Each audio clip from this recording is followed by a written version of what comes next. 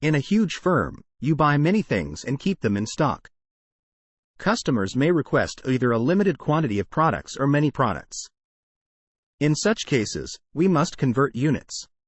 With units of measure category, allows us to categorize units and make unit conversions easier. To add a new unit of measure category to your organization. Step 1. Go to Settings menu under Manufacturing module from the left sidebar. Step 2.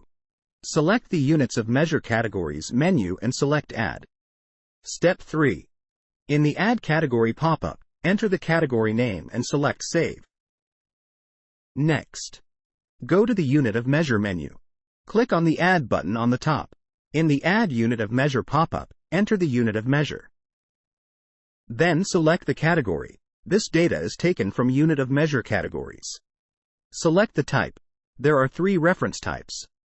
One is reference unit of measure for this category, another is bigger than the reference unit of measure, and the third is smaller than the reference unit of measure.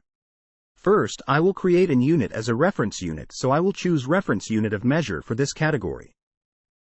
Next, enter the rounding precision. If you allow this unit to be displayed on the screens where you need to select the unit such as bill of materials, manufacturing order and products, then check the active option. When you're done, select Save. Next, I will create another unit that is smaller than the reference unit.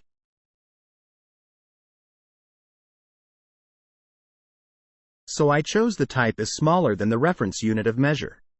Then enter the rounding precision and enter the smaller ratio. Select Save. In the next video, I will cover how to create products and variations.